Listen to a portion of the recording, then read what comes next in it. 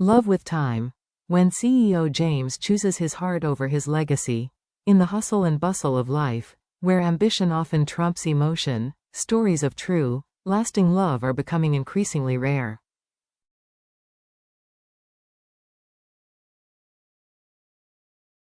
But sometimes, amid the chaos, a quiet miracle appears. A miracle that comes not from grand gestures but from gentle devotion, sleepless nights, and a heart that refuses to give up.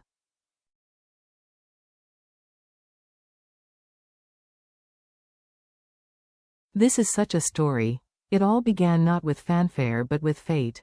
James, a passionate CEO who leads a large company, finally found peace and love with Diep, a woman whose quiet strength is on par with his.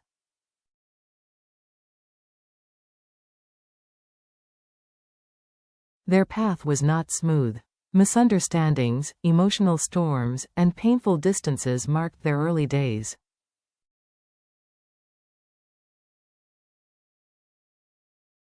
But like all great love stories, their love began to heal and blossom.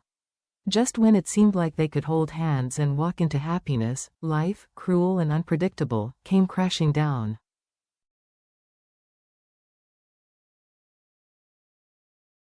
One sunny afternoon, Diep suddenly collapsed in the middle of a workout on a busy street.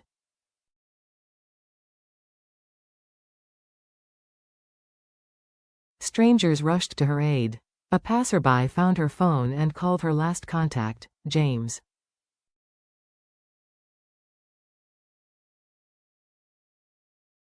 Frozen. That was how James felt when those words reached his ears. He dropped everything and rushed to the hospital, his heart pounding with fear.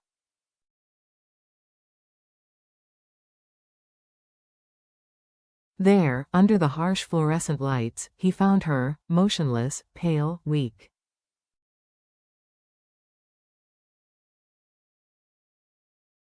He took her hand, whispered, pleaded. "Wake up," he pleaded, as if wishing hard enough could undo what had happened.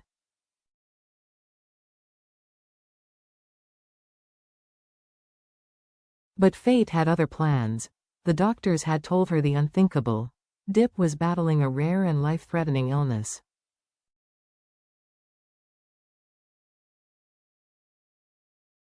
Treatment in her home country offered no hope.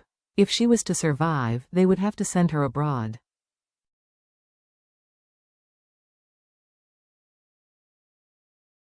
The cost? Enormous. The emotional toll? Incalculable. James was devastated. His world, carefully built on decades of family legacy and personal ambition, was on the brink of collapse.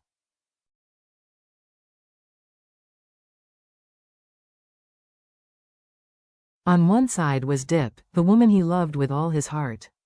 On the other was his late grandfather's company, the pride of his family, the symbol of his family legacy, the empire he had built over the years.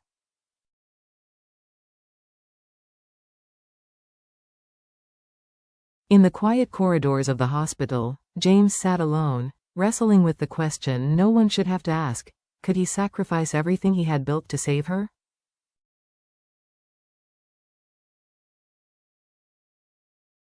His parents would never approve. To them, the company was more than a business, it was blood, history, identity.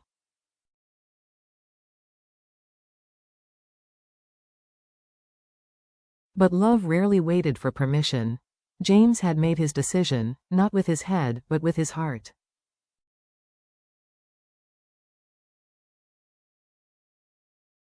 If he could no longer convince them with his head, perhaps he could convince his heart.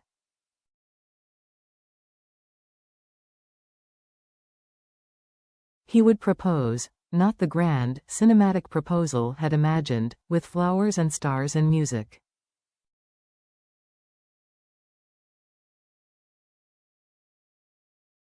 No, this would be different.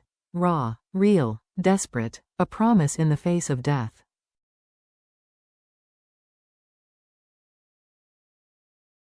That morning, as the gentle sunlight streamed into Diep's hospital room, she finally woke.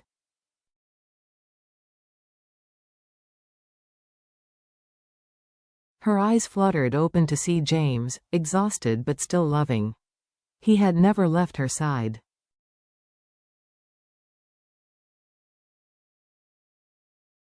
He had fed her, washed her clothes, gently led her down the hospital corridors, and comforted her through her pain.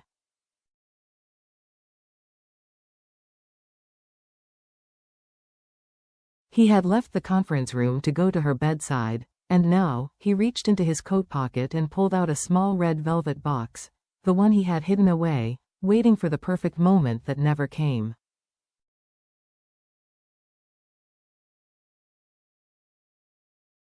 There was no music, no applause, just the sound of a broken heart. Taking her trembling hand, James looked into her tired eyes and said,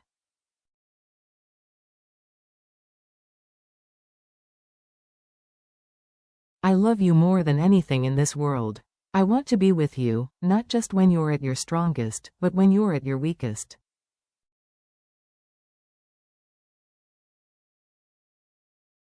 Will you marry me? Let me protect you, stand by you, and face whatever comes next."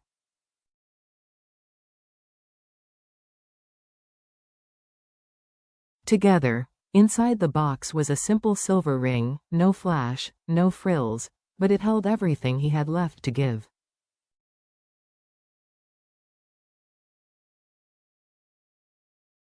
Diep's eyes filled with tears.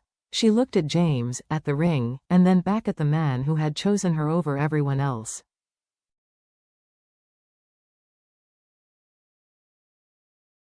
In her weakest moment, she was not alone. "I do," she whispered through her tears.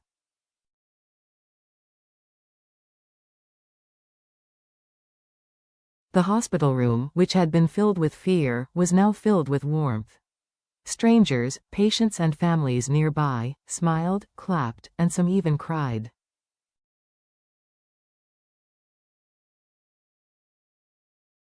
For a fleeting moment, love had triumphed over despair. Then James called his parents.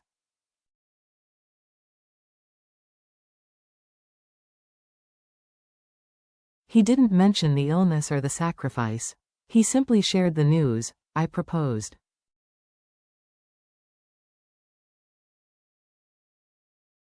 She said yes. They cheered, unaware of the silent battle behind his words, but the questions remained.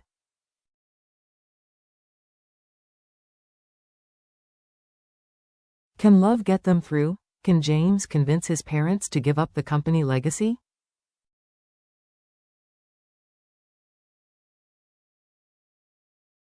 Will time, and a miracle, be on their side? As this chapter closes, we are left with a powerful reminder.